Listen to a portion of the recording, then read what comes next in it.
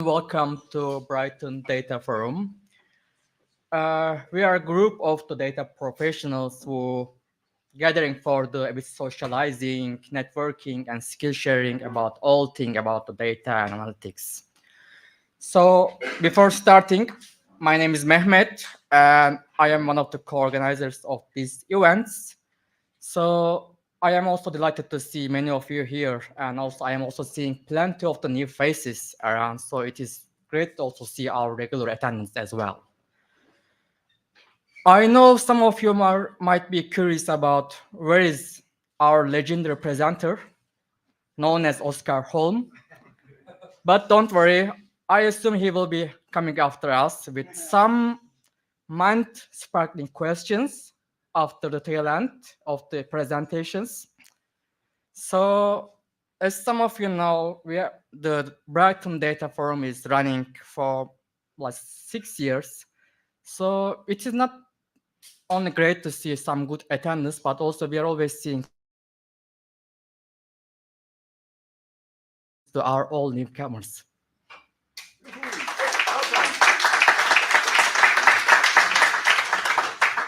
And also special hello to this who are streaming from YouTube, and hello internet, and feel free to use the comment section if you have any question or comment or any thoughts. So we will keep an eye out, and if you have any sparkling question, we will raise it in the audience in here. So are we ready for the start the event? So before diving, I have a few quick update on the Brighton Data Forum. So I am assuming you are going to find it interesting. So our little data family is coming a long way, as you know. It was kicked by someone known as Morgan McCarthy. I guess he is not here. Maybe he is live streaming. But the forum was founded backdated in February 2018. And since then, Morgan and Oscar and then me, we managed to host over 50 events in this last 6 years. Not too much, but as of yesterday, we also hit 1,300 new members in the group. So that's a bit huge reason for the celebration. So maybe we can give a round of applause for this achievement, since we are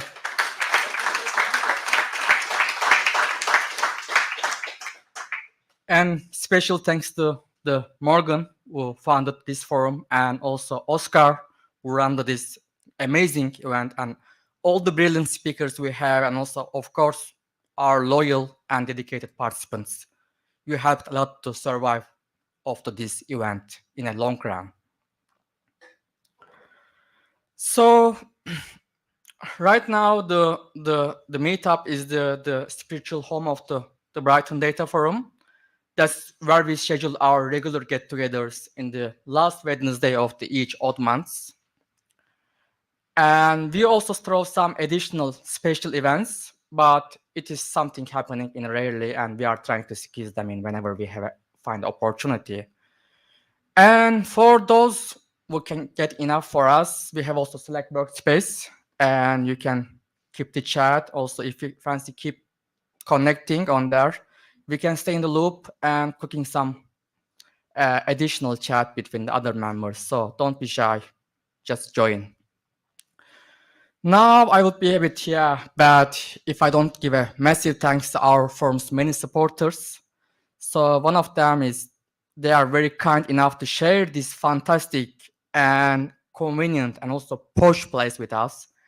We absolutely love having events in this room more than how many years? I don't know actually.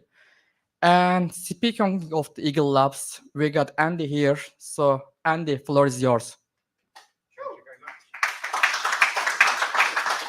Hey guys, so welcome to Eagle Labs. For the people that are new, just a little bit of information. So Eagle Labs is here. We are a business incubator. So we're here to help support businesses grow and scale. So whether you've got an idea, scaling at the moment, or you're even looking to exit, talk to me. There are different programs that we can offer to help and support you.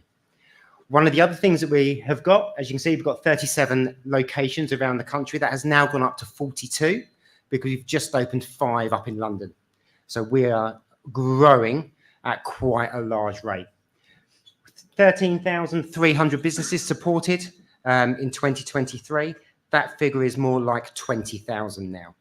So people are starting to see what Eagle Labs can do, the support that we can offer, yeah, and we work with you guys, yeah. Everything that we do is free, yeah, so there's no cost for anything. So if you're after mentoring, whether you want to upskill yourself with your marketing or your business plan, etc., we have mentors that would be able to help and support you on that journey.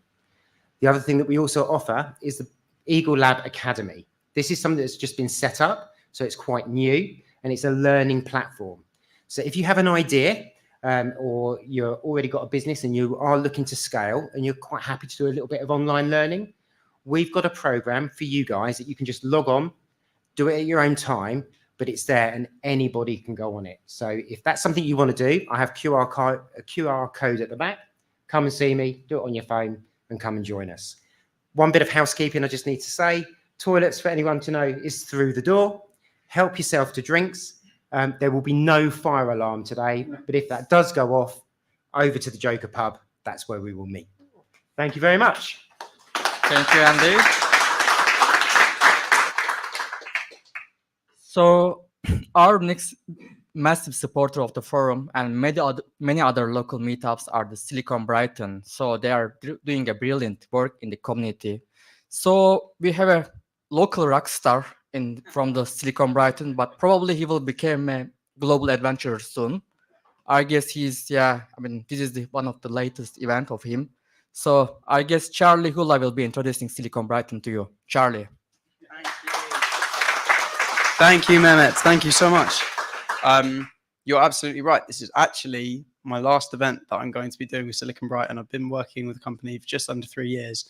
It's been an absolute pleasure to work all of these amazing events with all of these amazing different meetup groups that we look after. There's over 30 of them across the tech and digital sector in the city, and we support all of these different groups. These are our values that I'll let you read through whilst I'm going on. If you feel that these aren't being upheld in any of the work that we do, please let us know. But as something that we're striving to hit in all of the things that we do, in all of the events that we work, all of the content that we produce and everything that we post and put out into the world, none of which would be possible without the help of all of our amazing supporters who you can see here. If there's a company that you can't see on this list who might be interested in helping us out, please point them in our direction. We would really appreciate it. And I have to give a special shout out and thanks as well to our sponsors, University of Sussex Business School, Plus Accounting, Octopus Energy, James Chase and Hyperion Dev. These guys all play a really, really essential role in allowing us to do the work that we do, and we owe them a great debt of gratitude. Excuse me. You can follow us on socials. We're at Silicon Brighton all across the internet. You see all of the awesome content that we put out from the events and talking with meetup organizers and the speakers and sharing everything that's going on around the tech scene in Brighton. And we're wanting to do as much with as many of you as we possibly can. So if you'd be interested in coming, giving a talk at an event or volunteering, helping us set up and pack everything down, or helping the amazing meetup organizers out, we just want to get everybody involved as much as we can. Please come have a chat with myself or Steve, who's here as well, or anybody who you find in the Silicon Brighton team at any point, because we want to get as many of you involved as we possibly can. That is everything from me. Yeah, this is my last one, and it's been absolutely unreal. I've also really, really loved coming to do the Brighton Data Forum, so I'm chuffed. Thank you very much. Have a fantastic evening. Ciao.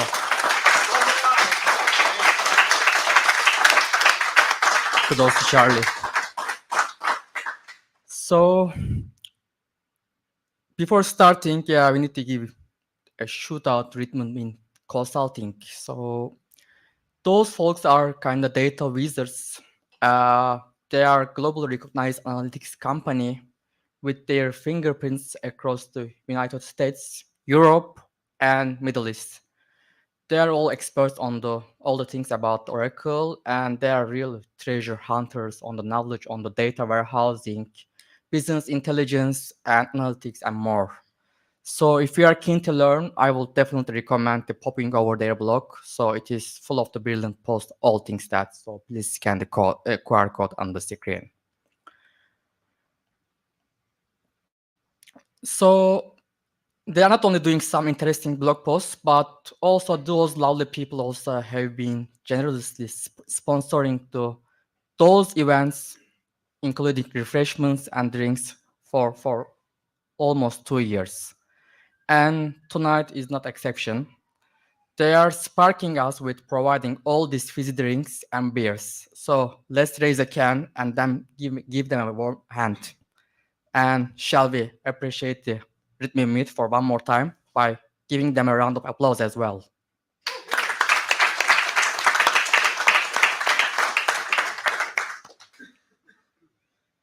So now we are starting. So I guess everybody refresh their drink. And if you are not get any sparkling drink yet, so you are definitely getting a sparkling introduction talk at the moment. So Kat is here to giving a speech on the Apache Spark. So you know how the tool is working in terms of the super speedy data processing. So she's going to walk through us on all the Spark about, so why it was built and how can we get our hands dirty with it. So if you are wondering what is this all this fuss about the Spark, so you are in the right track. So without further ado, let's start things up with the Kat McNeill. Let's give a warm welcome to Kat.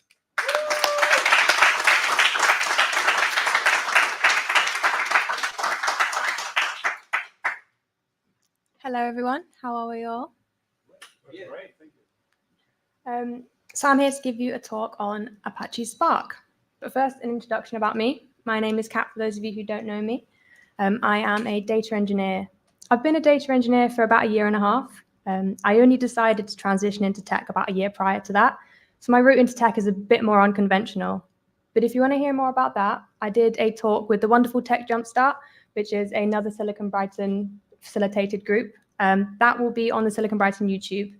If you want to see that, you can find it on my LinkedIn, which is what that QR code is there for. Feel free to connect. But anyway, enough about me. Let's get talking about tech. So as the title suggests, this is an introduction to Apache Spark. How many of you have heard of Apache Spark before? Quite a lot of you. How many of you use it on the day-to-day? Okay, only one. Well, hopefully you can all learn something from this presentation. It's also worth noting that I'm not an expert in Spark yet. I am working on getting accredited, but this is my preferred tool to use at work, and so I'd like to share some of what I know with you. So first, this is going to be a presentation a bit more about the technical overview of the tool, fairly high level, slightly technical. The bits I focused on is what I found difficult when I was trying to learn about it. So this is sort of the result of my learning about Spark and me really trying to wrap my head around how this piece of software works. So we're going to cover what is Spark, we're going to cover what is MapReduce, and then how Spark was built to be better. And then I'm going to talk about some of the key components of Spark, the architecture, and how it integrates with some other software. So first, what is Spark? This is the definition that I found on the website. I do find sometimes these definitions aren't always the most explanatory. The way I describe Spark is a data processing framework that utilizes in-memory processing and parallel compute. So Spark was created in 2009, it was open source in 2010, and it became part of the Apache Software Foundation in 2013. It can process data both batch and near real time. Now I say near real time because under the hood, Spark actually processes data in micro batches, which are collected over a small configurable time period. So it can feel like real time, but it isn't processing records as they come in as it would for real time. It introduced a new data structure called RDDs, which I will talk about a little bit later.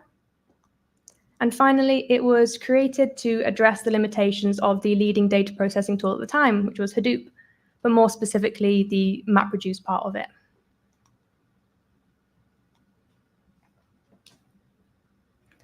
So I'm going to talk a little bit about MapReduce. I'm just going to touch on it just so you've got some context as to why it was built.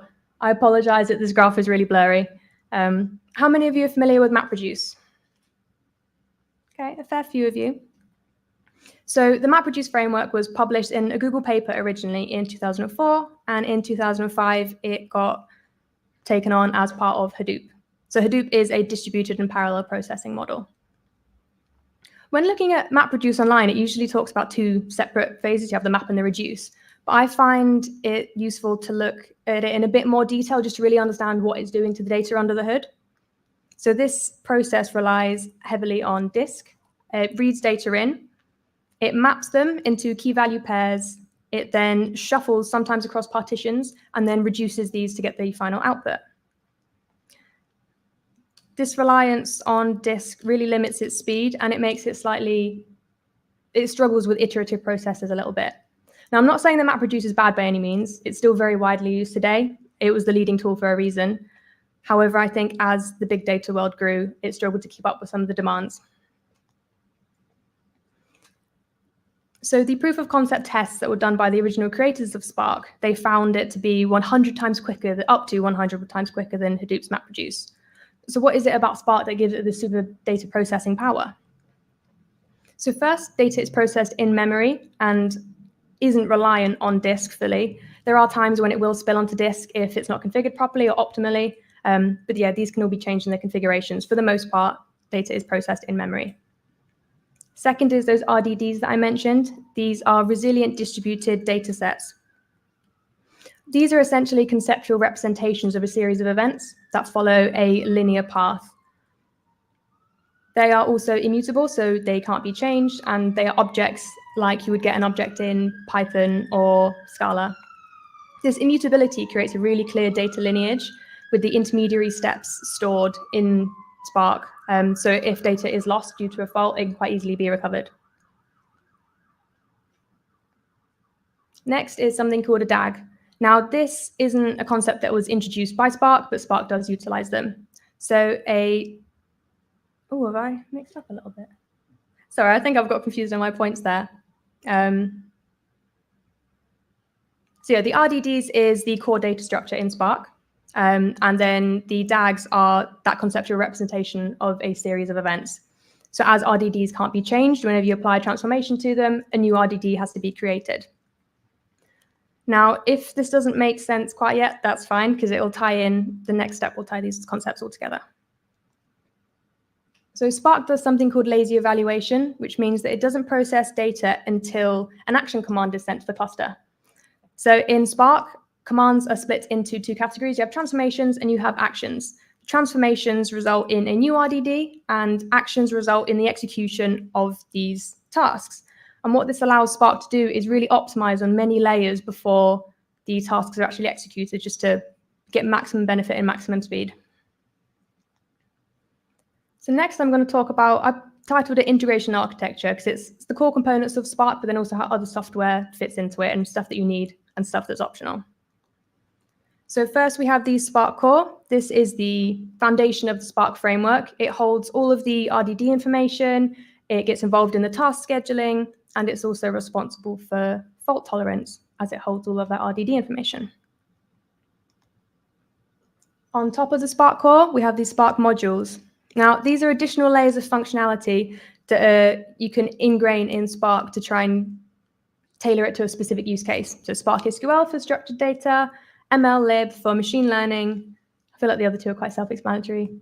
There is also Spark R, which I forgot to put on there, but that does exist too.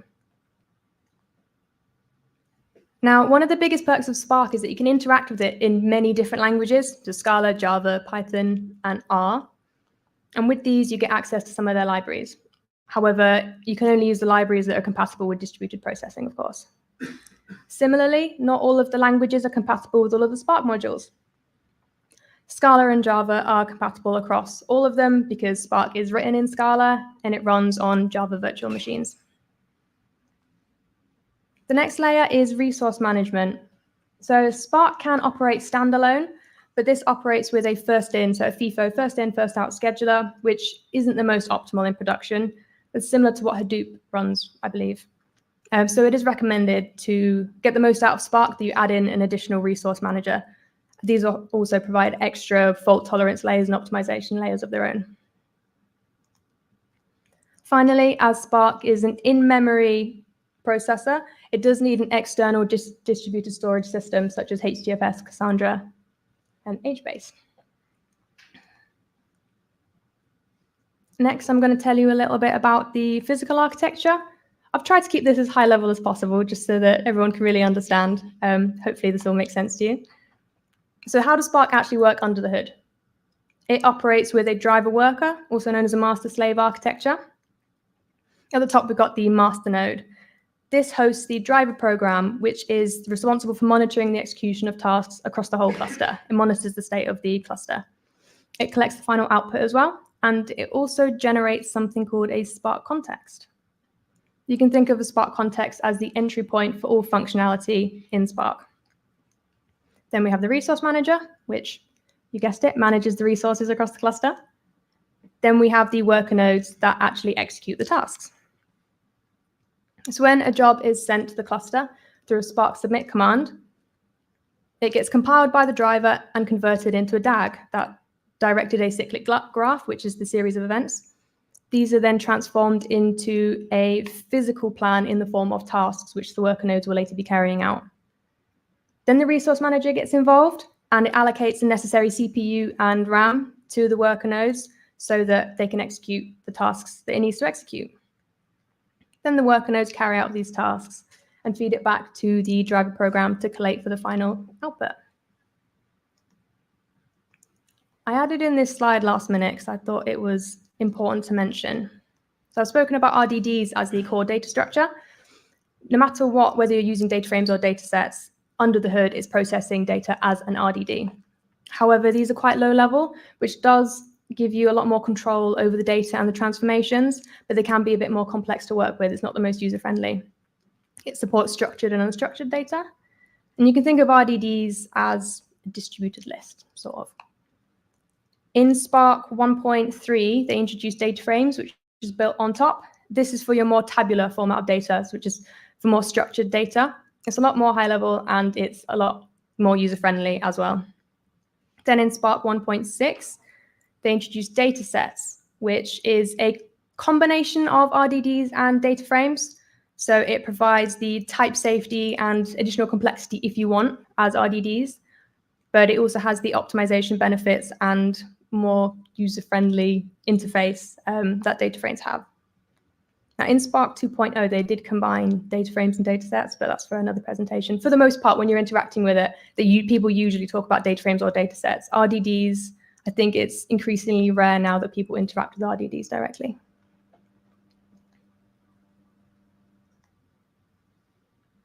So, key takeaways. Hopefully that wasn't complete information overload. Hopefully that made sense to you all. But if you're going to take away anything, just remember that Spark is an in-memory distributed processing engine. Its core data structure is an RDD. The data frame and dataset APIs are built on top of RDDs. It can run standalone in terms of resource management, but not recommended if you want to use Spark optimally. But if it's for your own personal projects, standalone will probably be fine.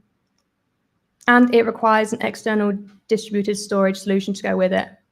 There are a lot of tools that you can use, but we'll be speaking more about that later. Thanks for listening.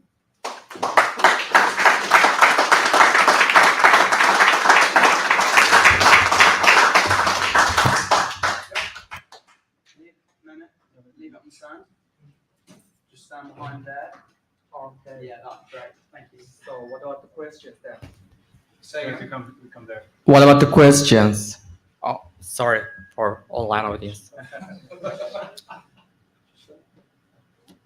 So any questions so far?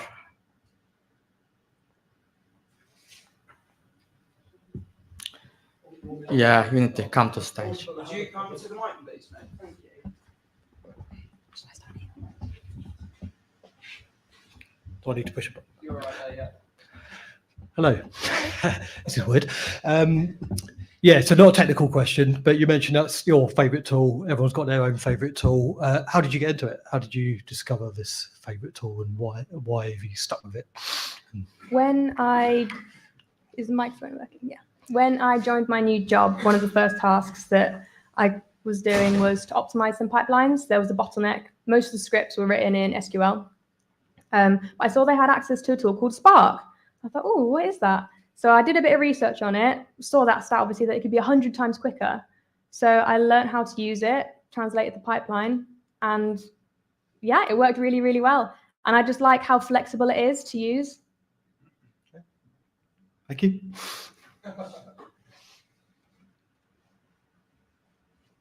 Any more questions?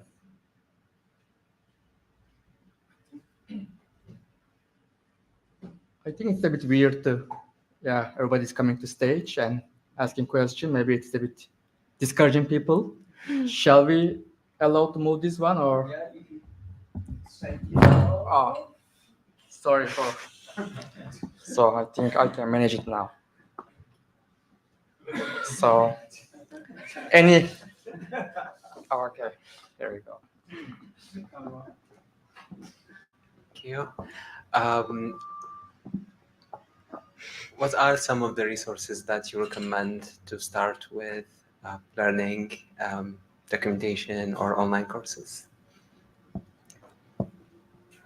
That's a tough one to answer because I feel like everybody learns differently. YouTube's obviously great for all sorts.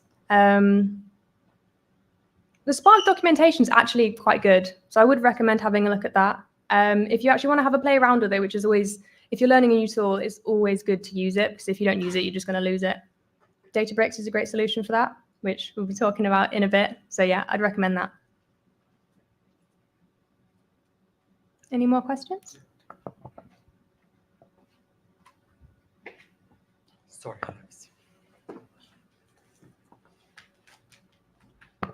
Thank you. So obviously you run this on multiple nodes in the cluster. So how do you manage scaling up and down all of that infrastructure, and how do you optimize costs? That question is a little bit beyond my knowledge, as I am just an individual user of it rather than managing Spark on the cluster. I guess the resource manager would do some of it. Yeah. I can take it later. Yeah? Okay. So your question will be answered later. Any online question, by the way? No. Okay, here we go. So I've never quite used Spark on its own, and I was wondering if you had any experience with Spark and CI/CD. How does it, if you have any experience integrating your data pipelines with source repository and so on? I've not had any issues. The setup we've got at work is quite unique as to how you get jobs into production. So we use shell scripting to get it running, and you just write a Spark submit in the bash scripting to send it to the cluster. Thank you. That's how we do it anyway, but I think it might vary depending on your system setup. So, any last couple of questions, I think.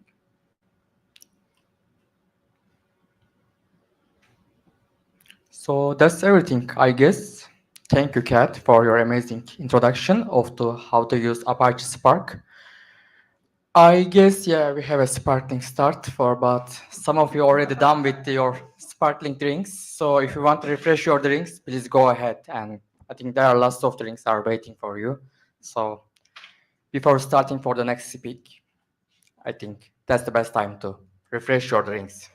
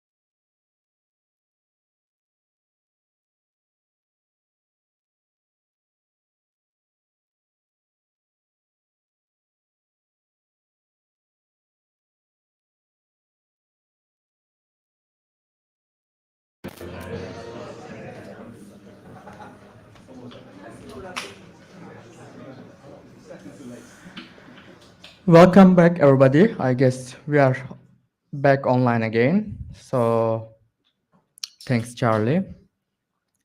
So I hope everybody refreshed their drinks and everything. So we are going to start with our second part.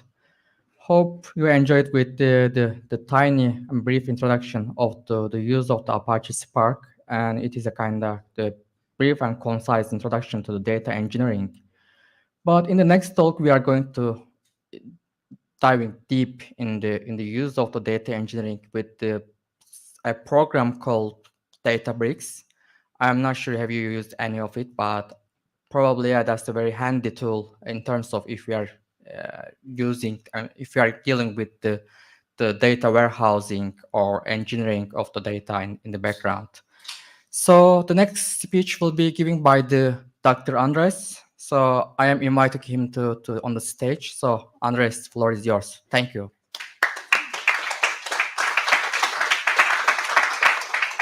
Hey, everybody. First of all, thank you for. Sorry. Hi, everybody. First of all, thank you for having me here. As we said, today we're going to be talking about Databricks. So first of all, I'm going to give an introduction. I'll say a couple of words about myself and On the Beach. Then we're going to talk about On the Beach's data journey. I'll say a few words on Databricks 101. What do you need to know as Databricks in 30 minutes? And I will kind of move on to talk about life as a Databricks user, what one day as a Databricks user looks like. And finally, I will speak about some of the tools that I typically use as a professional using Databricks, other than Databricks, in conjunction with Databricks. So a few words about myself. I've been coming to this meetup for 3 years, so I think I've spoken with many of you, at least 50% of the people in this room. But I was born in Argentina. I grew up in Italy. I really love traveling everywhere. I prefer the sea, but I like traveling everywhere. I've been working for just shy of 20 years in academia. On the side, I worked as a web developer, on the server side mostly, PHP, as a system administrator. In 2018, I left academia and I moved to Akamai, a cloud technology company, as an engagement manager. And after 3 years at Akamai, I moved to On the Beach, first as a technical product manager and then as a principal product data analyst, which is the role that I have today. So it's kind of a mixed background. And as you can see, I've been doing different stuff. So I'm not quite an expert on anything. And I'm here to talk you a bit about the journey more than anything else. A few words about On the Beach. On the Beach is a travel company. It's it has about 22% of the market in UK. With about 170 million in revenue for 2023. On the Beach focuses really on package holidays, meaning flight plus hotel, which is what most of our customers book, but we have a minority of customers that would book hotel only too. On the Beach is focused on challenging existing players. It's been going for quite a few years, but it's much smaller than its kind of key competitors, Jet2, TUI, EasyJet. Okay. On the Beach has about 500 employees, and 300 of those are in tech and product. So it's fairly heavy on the tech and product side.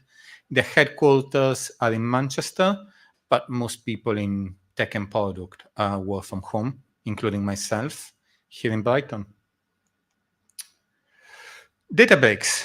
Databricks is a cloud-based platform. Databricks has been designed and built and marketed by the original developers of Spark. Okay, think of it as a commercial offering on top of Spark. It integrates easily with whatever cloud platform you're using, whether it's whether you're on GCP, Azure, AWS. It doesn't matter too much. You can deploy Databricks on top of it, and it's really about having scalable processing for your data. And it also offers a collaborative workspace. Think of it as a Jupyter Notebook++. And it provides machine learning integrations. It is based, Databricks is based on top of open source technology, but it also has integrations with a lot of tools in the data space. I don't know many of these, but I'm sure that people in this room will be familiar with quite a few of those. Okay, so whatever you do in Databricks, you can take use these tools either to ingest data, or you can export data towards those tools or have connections to. Okay, I have a few slides that our account manager gave me on customers. Okay, that's based supposedly on the companies that are here in Brighton. On the beach, of course, is a Databricks customer, but there are hundreds of Databricks customers. Okay, one of them is AXA. AXA had challenges with different type of documents and large-scale data processing.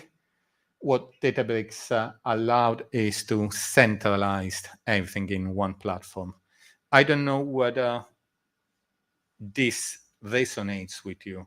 For me, on the beach, it resonates because before Databricks, we had multiple different data platforms, and to some extent, we still do. Okay, and being able to consolidate data somewhere has been really helpful.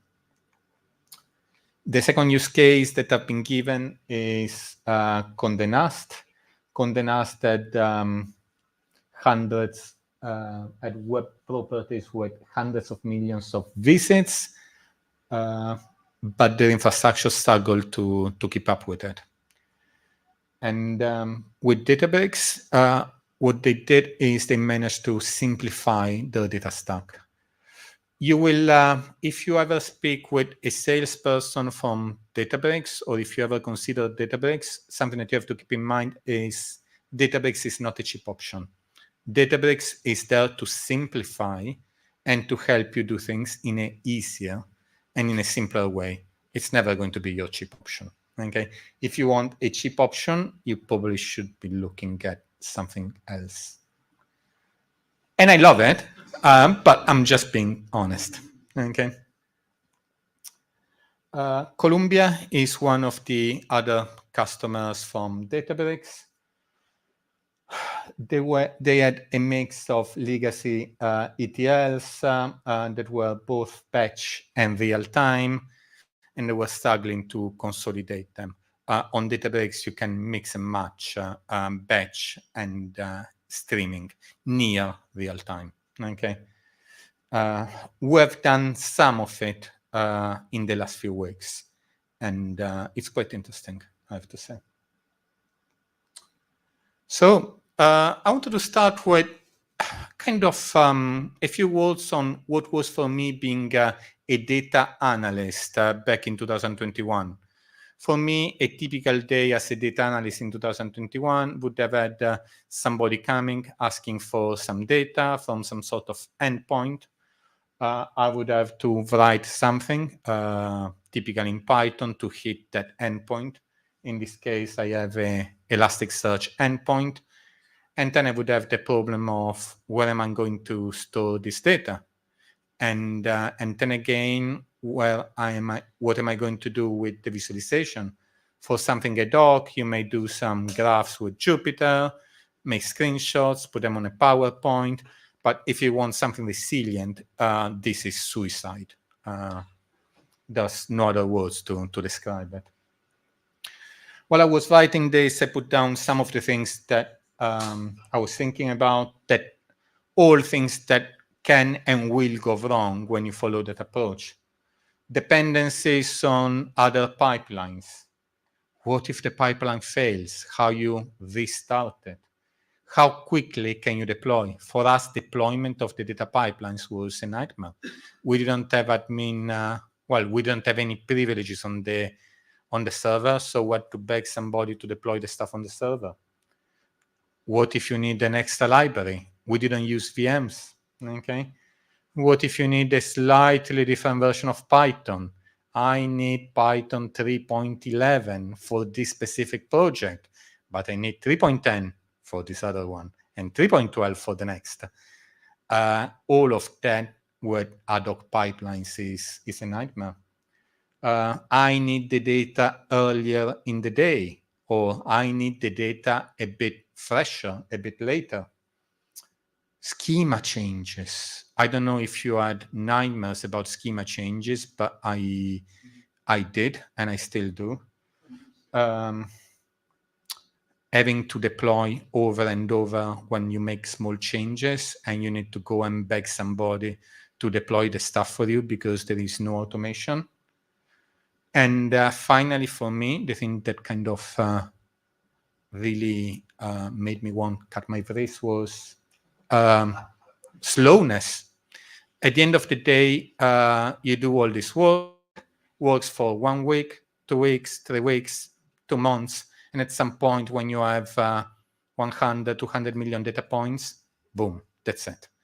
And your dashboard starts not working anymore. You need to do aggregations and so on. So that was my experience on the beach, but it was very similar to the experience that most of my other colleagues across the different data teams would have had on the beach. Before I move forward, does this resonate with you guys? Have you lived this like me, with the same level of pain? Okay. So back in 2021 at Databricks, on the beach, most of our projects, well, all of our projects really, were either hosted on one on-prem Microsoft server, okay, or on our laptops. You can see how this is unhealthy, this is unholy. There's no other ways to describe it. At that time, I was leading the data analytics team. One of the things that we did was creating a data analytics Docker image that allowed us to have a consistent experience across our individual devices. That experience wouldn't go one step out of our devices. We didn't have clusters where we would be able to, where we would have been able to deploy those Docker images, or we couldn't really deploy them on the server. Okay,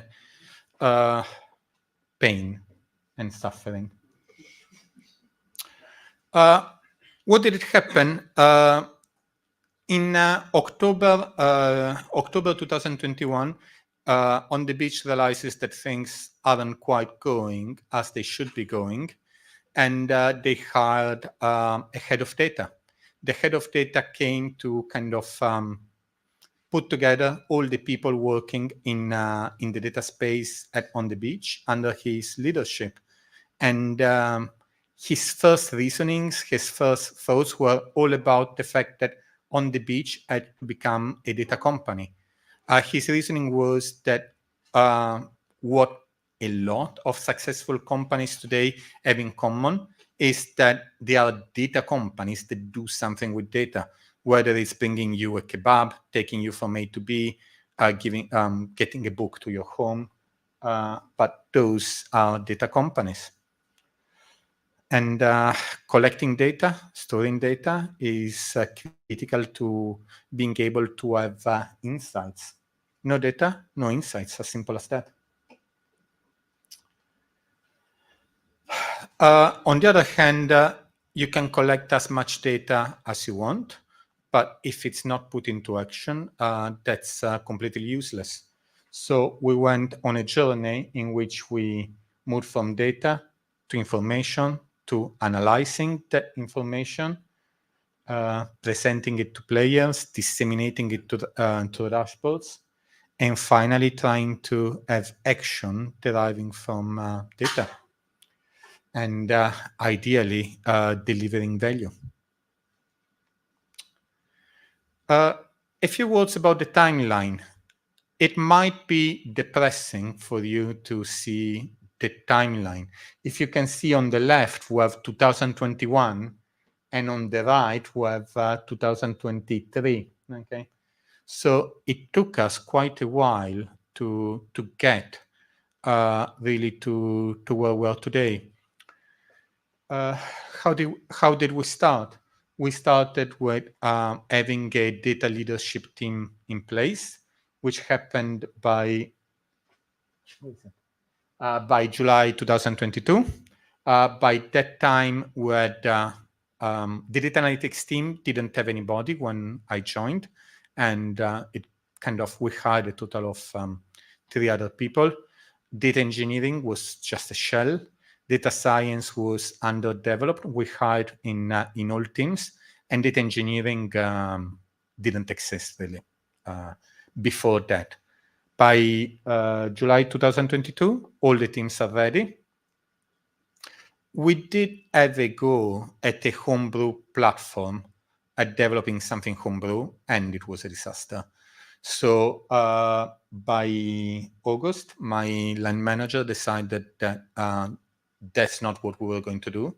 And he started talking to Databricks and invite the sales team to give presentations.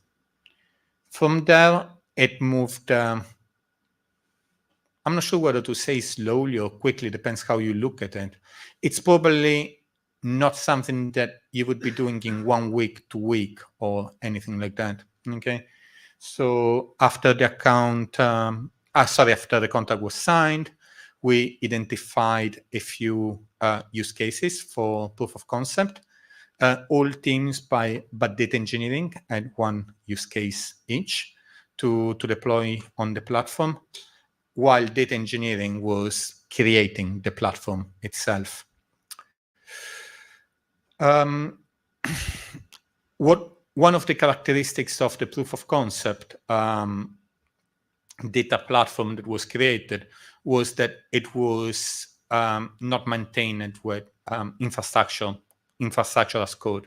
Okay, large parts of it were created with points and click or without Terraform. Okay, it was working, but you wouldn't have been able to recreate it easily with CI/CD. That's something that came nearly 1 year after. But by end of 2022, we had a place where we could start deploying our projects. And all the teams on the beach started deploying their projects. For us, as users, there wasn't a massive change from the POC environment to the prod environment. The difference is maintainability, really, okay?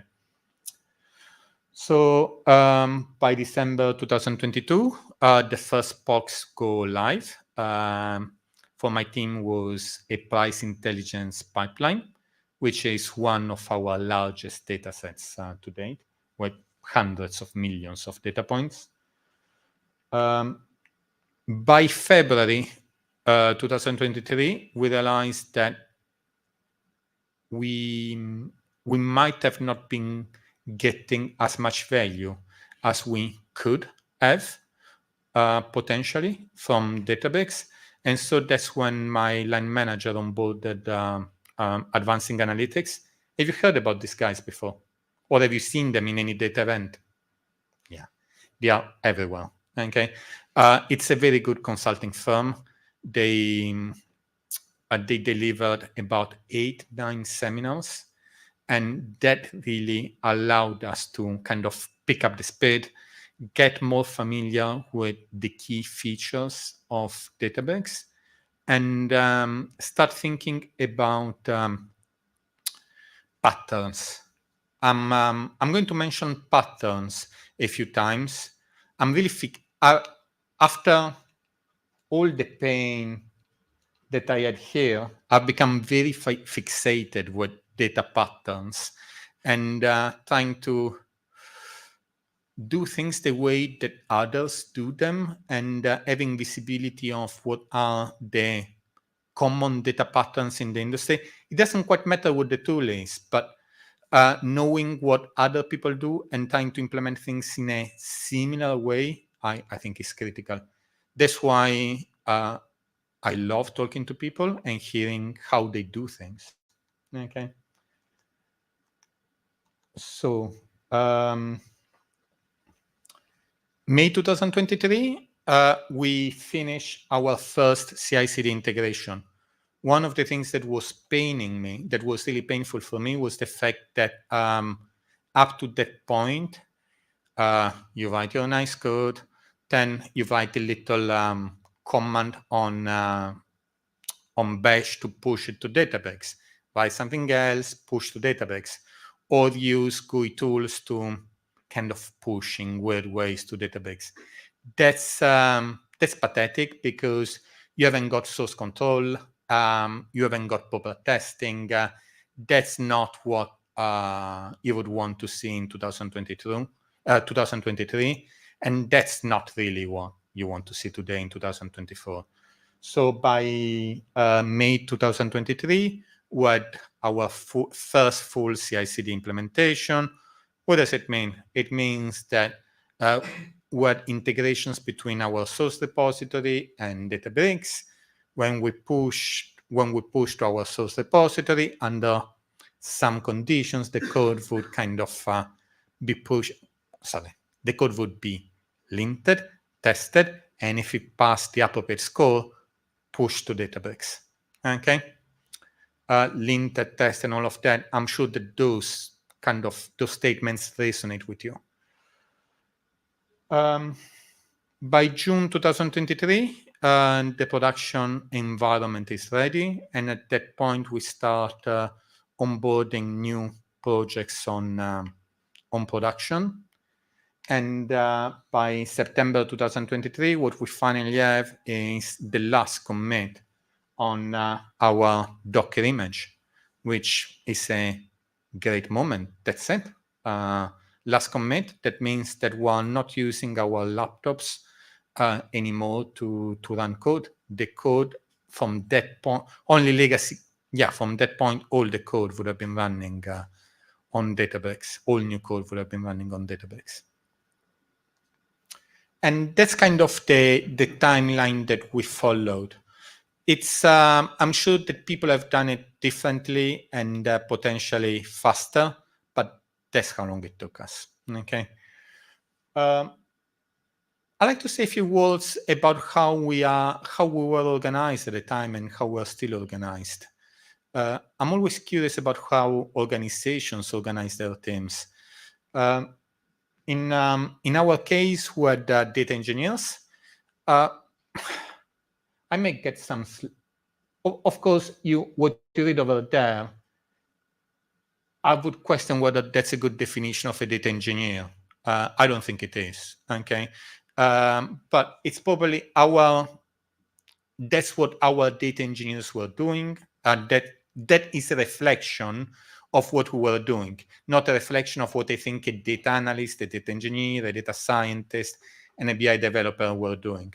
If you think about it, everything is kind of one step back.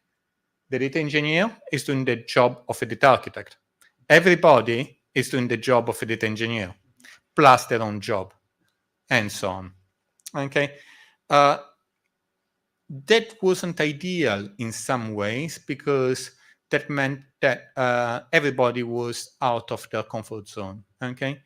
On the other hand, it meant that we had to develop, I think, a better understanding of how the platform worked, and allowed us to be a bit, I would say, fairly confident when we were doing things with Databricks or when we were kind kind of discussing about our projects internally when we're advocating using Databricks versus something else. Everybody had, I would say, a fairly good hands-on experience with Databricks. Okay. In terms of tools, the data engineering team, they would have been using Terraform, AWS, and of course Python. Data analytics, Python, and some more Python. Same for data science. BI developers, SQL, and just SQL. It is what it is, right? Okay. Within as I've been working in the data analytics team, I'm going to spend a couple of words about the projects that we've been delivering on Databricks. We started with inventory gap and price intelligence. A company like On the Beach each day has in the region of 600 million data points that come through, okay, every day. Those data points are typically not stored past 2 or 3 days. Most of them will expire by the next day, okay? When you have 600 million data points and you are wondering, am I selling all the holidays that I should be selling for Tenerife? That becomes a slightly complex question because it's a question that you have to find. You have to go through these 600 million data points to find the answers, okay? The inventory gap project was one of the multiple projects in the area of inventory gap to find gaps in flights or hotels. Have we got all the flights that we should have? Have we got all the hotel rooms that we should have? Okay, if you don't have it, you don't sell it. The price intelligence, I've been going to events in the travel sector for 3 years. Everybody does the same, okay? All OTAs source price intelligence data in one way or the other using a mix of homebrew architectures and third-party data. You have tend to kind of curate that data. Again, today we're talking in the region of 10 million data points per day between the prices that we want to keep for, amongst our prices and our competitor prices, okay? Margin optimization, that's a project I'm very proud about. I've been working a lot about it, and I'm not going to say anything about it. But it has been bringing good 6 figures, okay? And again, it's things that everybody in the travel sector is doing. Contact center metrics. A lot of one of the things that the data analytics team has to do On the Beach is support data engineering in understanding whether the current state of the website is sound or not. That involves A/B testings on GA, but that also involves putting together different sources of data. For example, contact center data. Contact center, if you join contact center data with engineering metrics and commercial metrics, you get an indication of when things might be going wrong for one reason or the other, okay? So we spent some time to kind of pull in the data and to be able to put it together with the rest. Finally, commercial metrics. That's not quite as developed as it should have been. We have not been able quite yet to put all of it together. But the idea is that you need to be able to surface commercial metrics, okay? And today, they're still across the different data systems On the Beach. So I've not been telling much about Databricks, and I will be largely talking about how we use Databricks, okay? What problems it helped us solve and which parts of the architecture we've used, okay? Databricks is based on the data lakehouse concept. Okay, there are a number of let's say high-level components that play a role, and the data analytics team largely works with Delta Live tables, workflows. Think of them as pipelines. Unity Catalog. The Unity Catalog is a way to organize all the data in your data platform, okay? And all of that on top of the data lake. Here is some sort of pictorial description of the architecture with little stars on the parts that we're going to cover as we go through, okay? As you can see, I will be covering a tiny veneer, okay, of what you can do on Databricks and so on. That's based on, I'm not here to give you a sales pitch or a theoretical overview of what Databricks does. I'm here to tell you what we did with Databricks, okay? So that's, before we start going through that, I'm going to give, have you come across the medallion architecture before? Can you raise your hands if you have? Okay, that's making me sad.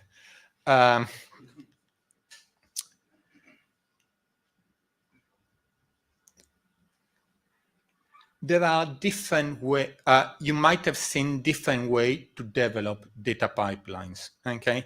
A very common approach before, up to a few years ago, was ETLs, okay? You extract the data, you transform the data, you load the data. And if you have been working around data for a while, you must have been burned by this over and over and over. You do it, you don't store the intermediate stages, and then you realize that there was that extra field that you wanted. And it becomes painful to backfill the data, okay? Of course, if you do store intermediate stages, you could do it. The medallion architecture forces you to stay clear of those mistakes. It's a data pattern that enforces what I think is good practice. But if you think otherwise, I'd like to hear about it later on in the questions, okay? When the question time comes. So the data pattern that Databricks suggests and is really built for is you land your data somewhere, okay? Which is what Kat was talking about before, whether it's S3, DBFS, or whatever kind of storage have you got in your cloud platform. Data is landed over there, untransformed, and nothing will ever happen to those files, okay? Those files are ingested into Bronze, and when the data is ingested into Bronze, you are not typing or anything. Bronze is supposed to be as similar as possible to the original source that you have landed, okay? As you move to Silver, what you start doing is, first of all, you type the data. In Bronze, and then there are differences. It's not like the Bible. There are differences of opinion. But in Bronze, you typically store everything as text. You don't type in Bronze, okay? In Silver is when you typically start adding your types. And what I typically do in Silver, I make sure that I conform my dataset to any organizational conventions. So as you start onboarding tens of datasets, you would have one field that in one dataset is called holiday value, and in the next one is called, I don't know, vacation price, okay? They are the same thing. If you keep maintaining different names for the same entity, it's going to make your life miserable when you have to do joins, okay? So what you do between Bronze and Silver, you align yourself to your organizational taxonomy, drop invalid data. What do I mean by, I'm again talking about my data sets. Sometimes you find holidays in Turkey for 7 days at 40K. That doesn't exist, okay? That doesn't exist. Those are tricks that are done by suppliers for a number of reasons, but you don't want to use that data.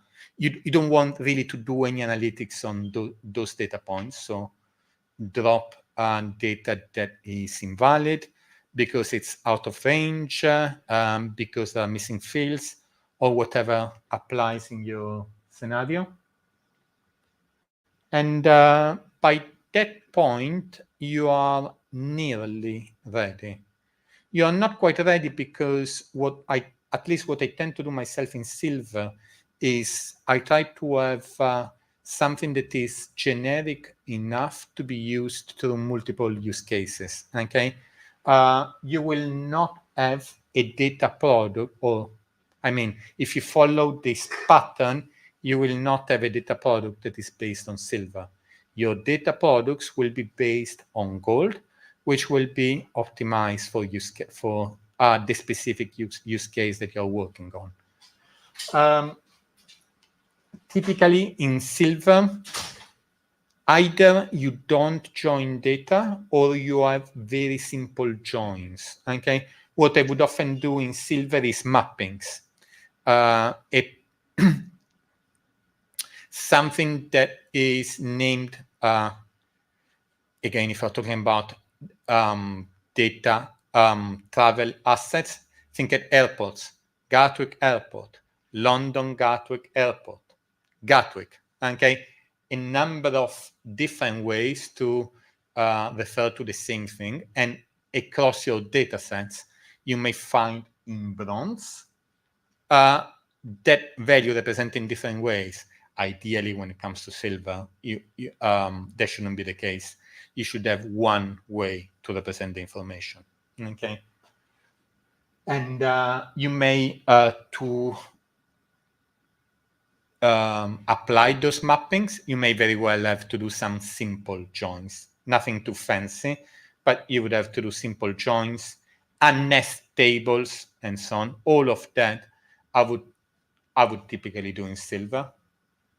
Final layer, Gold, ready for your dashboard, okay? When it's in Gold, that's what you're going to use in your Jupyter notebooks, Power BI dashboards, whatever you use for visualization. That's where you're going to work on. One bronze, one silver, multiple golds. That's kind of the rule that I try to follow. One gold per application that you're going to deploy on top of that data. Yeah, of course. I think. Thank you. Sorry, I'll speak now. We have all now. But so it's a great presentation. Thank you. It's really interesting how Thank you. You're talking about this. But bronze, silver, and gold is effectively extract, transform, and load, right? And you said it's not ETL, but it's very interesting the vocab you use, that and it's, but it's the same thing, but it's where you do it and how you get the data there quickly and make it accessible, isn't it? I don't disagree. Yeah, I don't disagree at all. The main difference is that you have an immutable layer, the landing zone, that you can use to regenerate your bronze, silver, and gold if you change your mind. Yeah. No, so I just thought that. Yeah, I don't disagree. It's a different pattern, but it does the same. It does the same. At the end of the day, at the end of your ETL, you have your gold.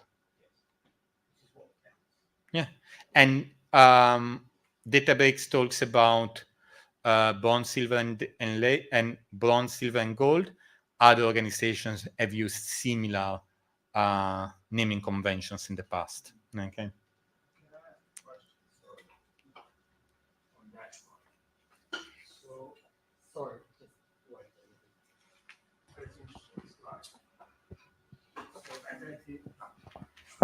Sorry, just one more question on that. So you said that the main benefit of this architecture is ability to regenerate missing data from the bottom to the top of the pipeline. To change your mind rather than missing data. Yes, whatever. If data is missing, or if there is any bug, let's say, or a problem with any of those transformations, you can regenerate it. And to do that, you have to store all of your raw data in bronze. And then you mentioned at the beginning that you have millions and millions of data points coming every day. So how then does that then work? How much does it cost you to store everything forever? We don't store everything forever. So, and I'm going to be careful about what I say. So we have roughly 600 million data points coming every day. Okay, that's organizational data. That data, only a tiny fraction of it will be kept. That data doesn't even get into Databricks. Instead, the data that gets into Databricks is, in my case, data that is in these domains, okay, which we will be taking snapshots of from our systems, deciding what we want to keep, making a call on what we want to keep and what we don't want to keep. Does it make some sort of sense?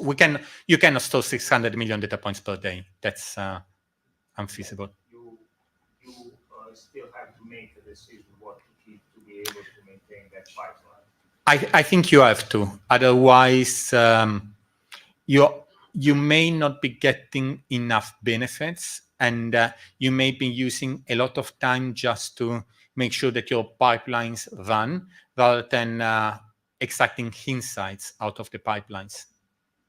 Otherwise, you're spending your day just to make sure that the thing doesn't fall apart. Does it make sense?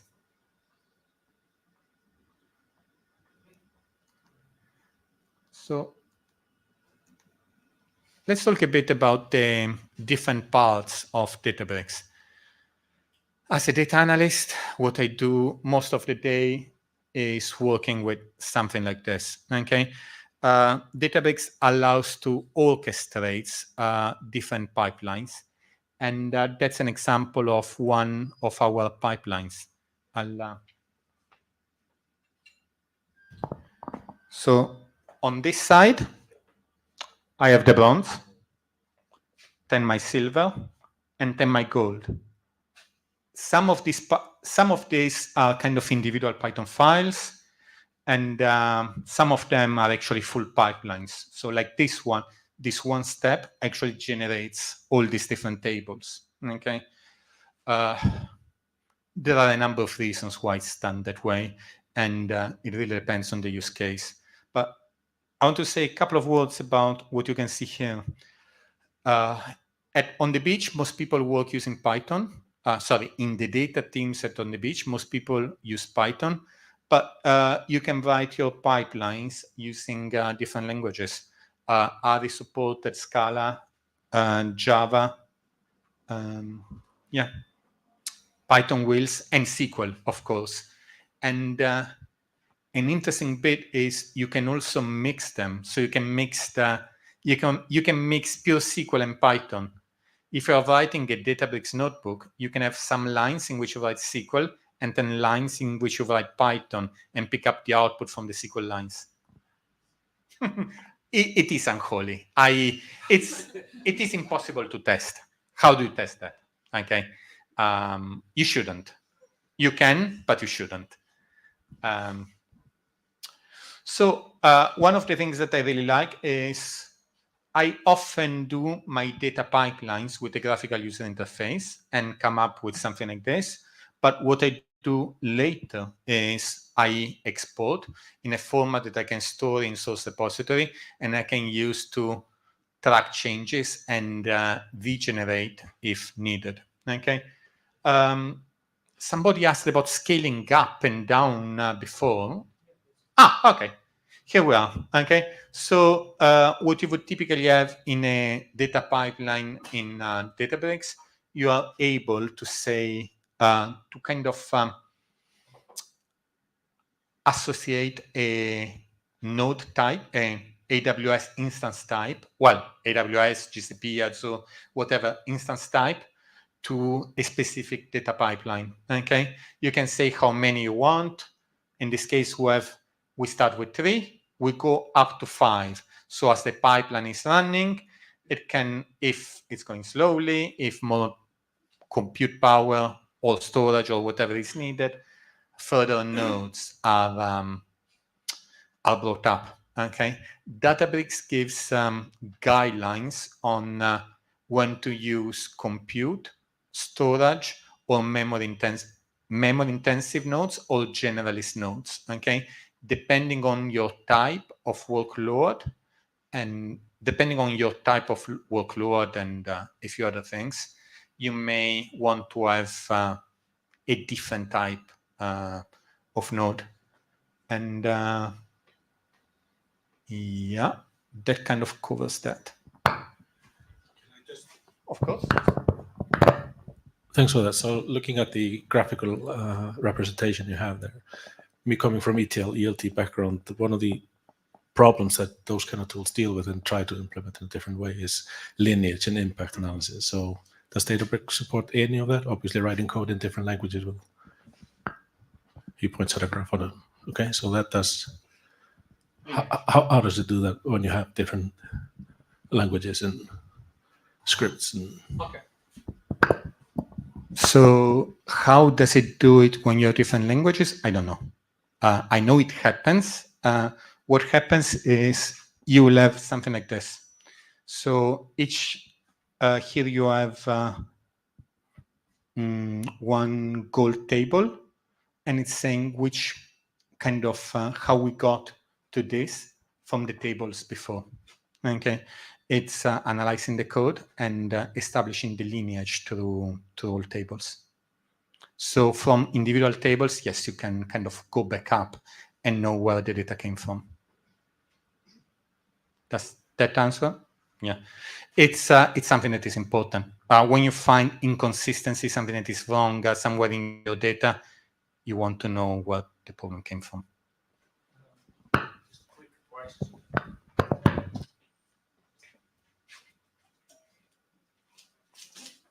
That pipeline previous slide, that DAG that you showed, you said you create that in a visual editor and then you export it to JSON or YAML or whatever. How do you manage CD this?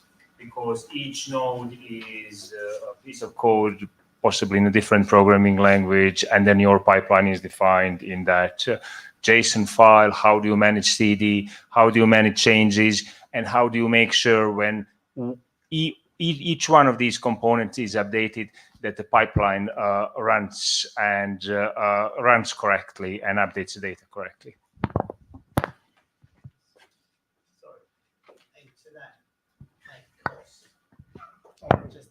And to that add cost, because it's fascinating. I want that data, right? So it's going too slow. Give me 5 processes instead of 3, and some stuff you can disclose, others you can't, and it's fascinating. But it's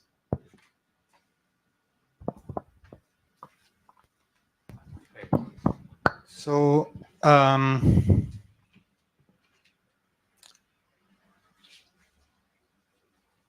Have I got an example?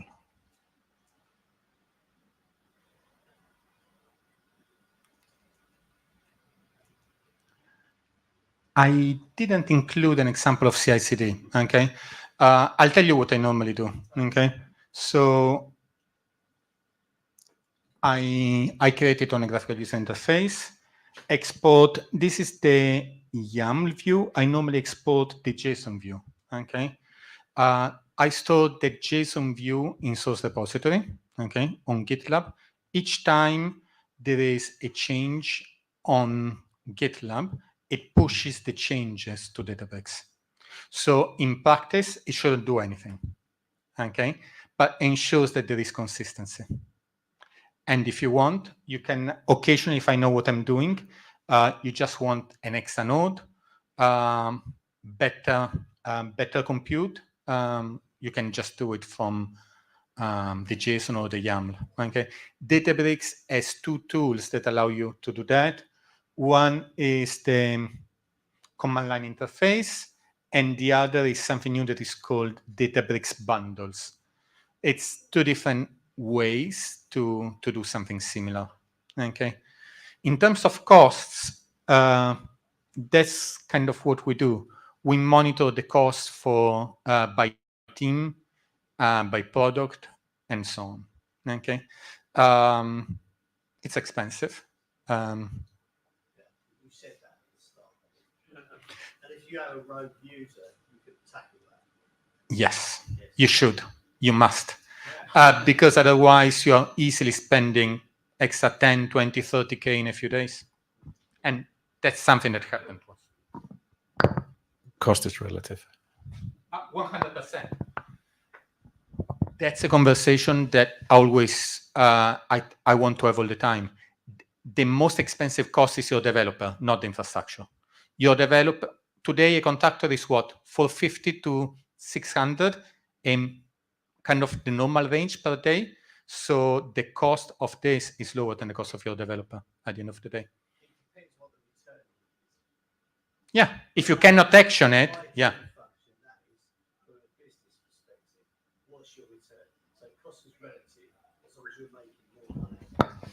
Sorry. I'm sorry, because I really should recall that. But say cost is relative, and that applies to what the return on investment and the thing is, because you can produce a most brilliant variable, right, and a fantastic piece of information, and it earns you an extra tenner. You know, it's actually applying that and measuring that. You know.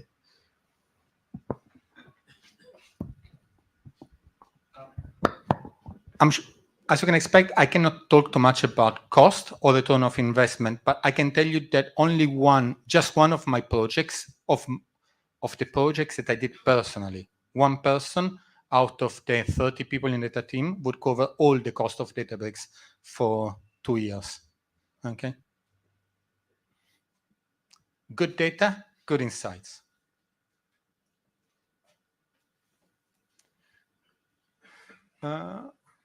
How are we doing with time? Okay. So, by the way, thank you very much for the questions. I really prefer having an interactive presentation, okay? So we've covered, I think, pretty much everything that we have in the screen. Delta live tables, I love it. What Delta live tables allows you is to have a declarative way to do your pipelines. To go down to it very, very simply, you return a data frame and you have a table with those fields and those types. That's it. You don't have to worry about anything else, okay?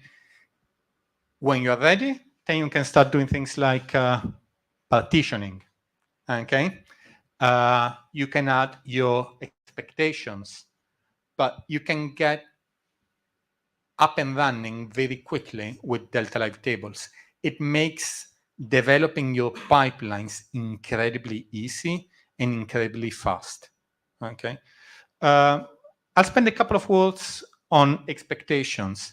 Expectations are a library, a concept that comes from outside Databricks, but the Databricks has been implementing. With expectations, you can use expectations to test your data. So in this case, we have the visual representation on what happens to this data after my expectations, okay?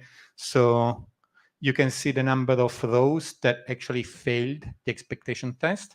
And depending on the expectation, I may just want to have a visualization of it or an action, which is typically drop this data, please. That's it in terms of this. SQL editor. Databricks provides a SQL editor if you want to do something quick and dirty, and comes with the usual features that you would expect in a editor, SQL editor in 2024, syntax highlighting and so on, completion and everything. Notebook editor. If you have used Jupyter Notebook, this won't come as a surprise. It's the interface that in our community we're pretty much used to. If you have tried the Databricks editor, say 2 years ago, try it again. A lot has changed. I didn't use the Databricks editor for many months because it wasn't up to speed to what I could do with VS Code. Now it still is not, but the gap is narrower, okay?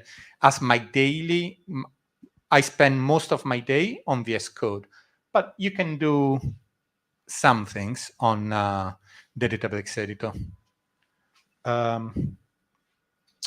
And of course, as we said before, you can use multiple programming languages, and there is a more or less decent Databricks assistant that you can use to refine your code. It's kind of useful when you're getting errors. It can suggest changes, okay?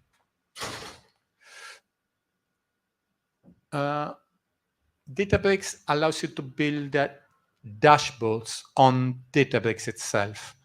It's not something that, in most cases, it's not something that you would do for your wider audience, okay? It becomes a mess in terms of permissions, at the very least, and it wouldn't be the interface that your audience is likely to be familiar with, okay? What we tend to do is when the audience is internal, a product or an engineering team, we may have a Databricks dashboard. If the audience is a business team, then no, it goes somewhere else. That's completely unsuitable for a business team today, okay? But the good part is you can also embed basic visualizations to notebook cells. So you have a data frame in a cell, and you can add the visualization for that data frame within the notebook with just point and click in a few seconds. We did mention the command line interface and asset bundles. Those are features that become important if you want to have a proper CI/CD, which is something that I would strongly recommend.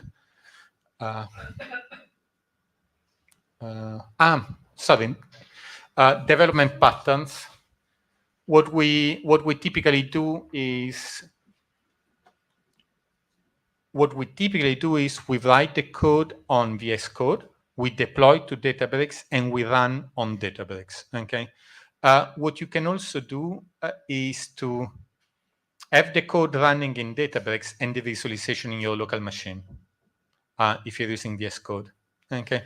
So you can use VS Code as a editor with the compute using your Databricks cluster as the compute node, which is quite powerful.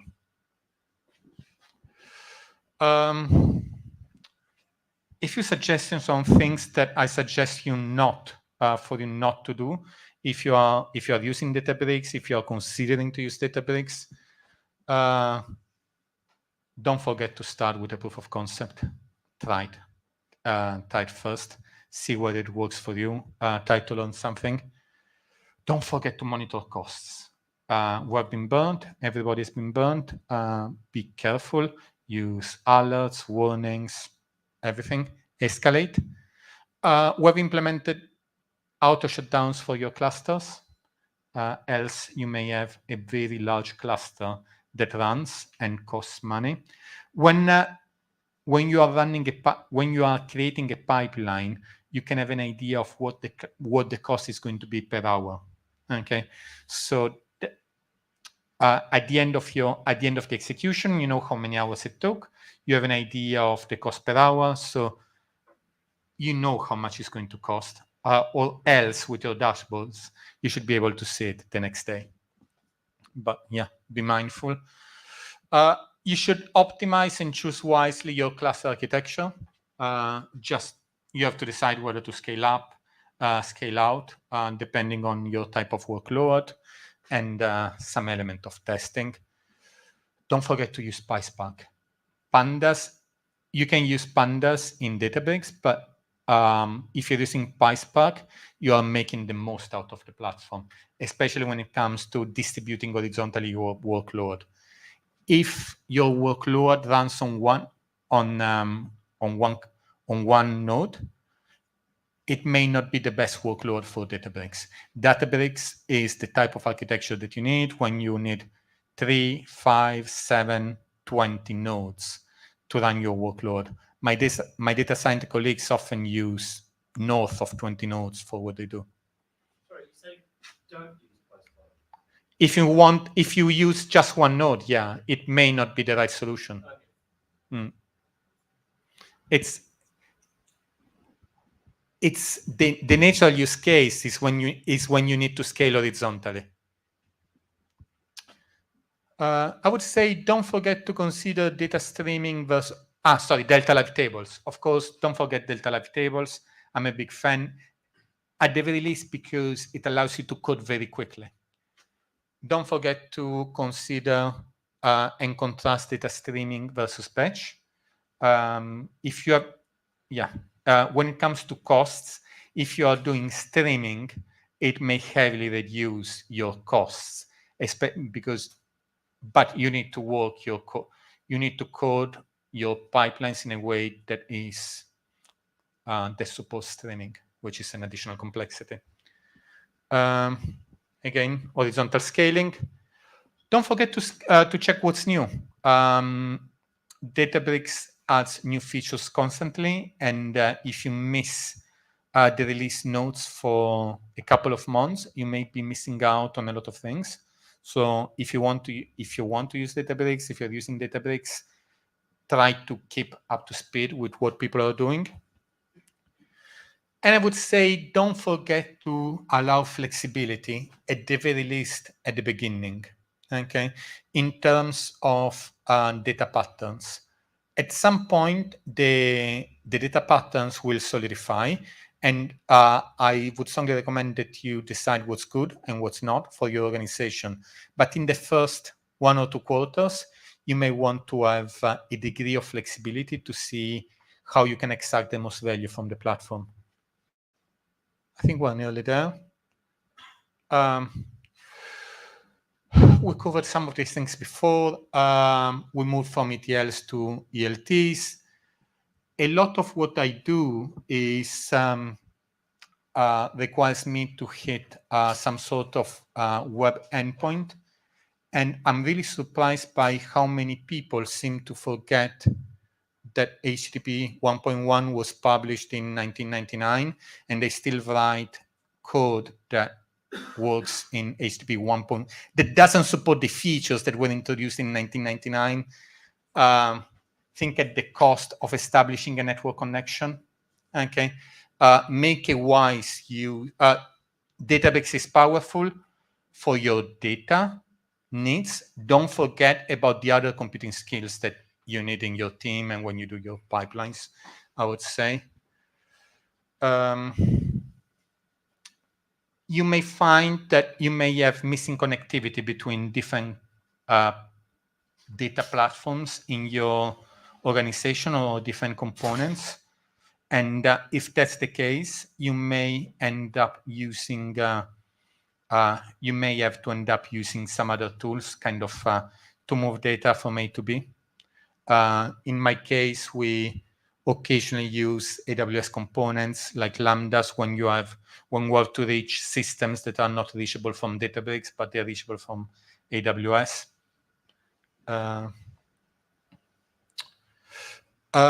Databricks has support for source repositories within Databricks. It's something that we've decided not to use. That was our call. There are different views on this. Okay, in our case, the rationale for not doing that was to ensure that there was one source code repository and that whether you are a data engineering, a data engineer, a data scientist, or a front-end person, all the code is in the same place. You have connectors, but yeah. We're not going to do the demo, but well, we got to the end of the presentation. And if you have any questions, if there is time, that's it. That's what I want to talk about. Thank you. Thank you.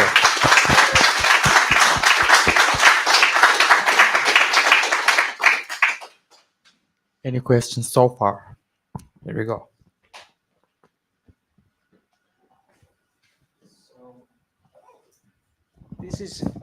This is less Databricks related question, but more organizational question. So you are analytical team and you analyze data in a Databricks platform, but that data comes from somewhere else, from some transactional systems that are not under your control. So how do you manage changes and how do you coordinate that with those teams? Because they introduce changes.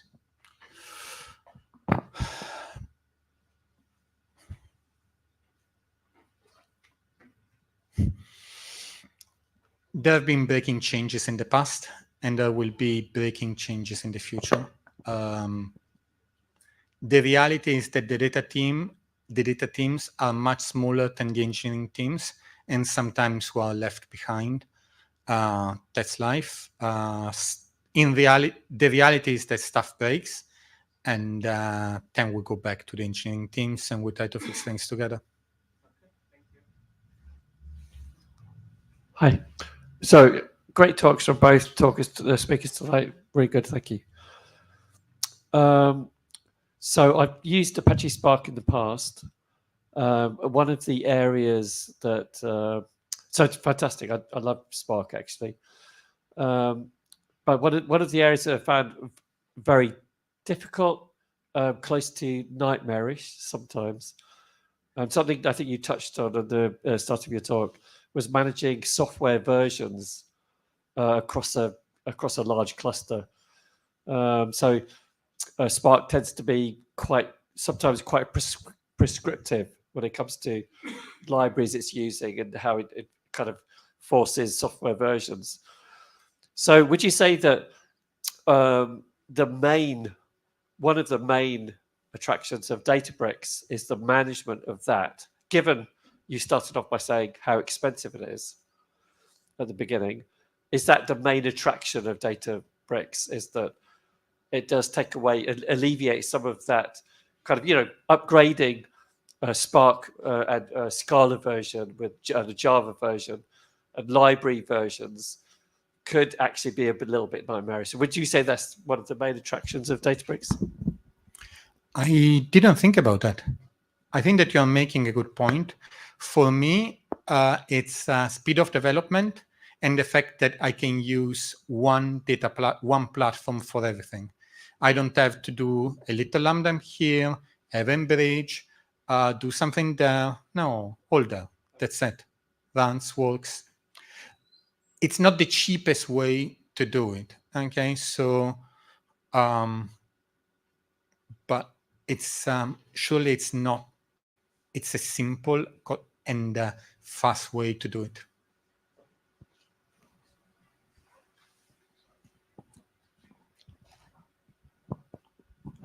When you were picking Databricks, did you consider any other tools, and kind of what was the kind of thing that made it stand out?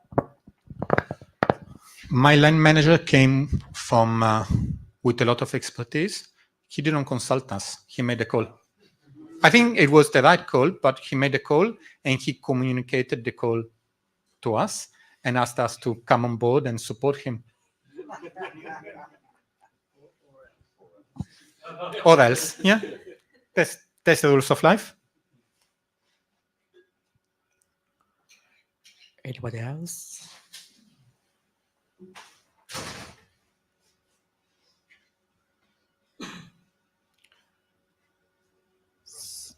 I think that's everything, huh? Any question from online audience? So I guess that's everything for the question and answer session in this venue. But if you want to keep the conversation going ahead, we are going to pop in the corner, I guess, called Umbard. Yeah. So it will be great, I mean, if we stay until morning here, but people working here, they need to go home. They have family, and that's why they need to also catch some trains. So it will be great if we leave sooner here. So we are going to meet in the Umbard pub. So we're going to keep the conversation at there. So I hope to see you, most of you there. So let's give one more warm hand to Andres, Dr. Andres. So it's a very true, amazing introduction to Databricks, and I learned a lot, and I have some questions at the pub for you. Thank you.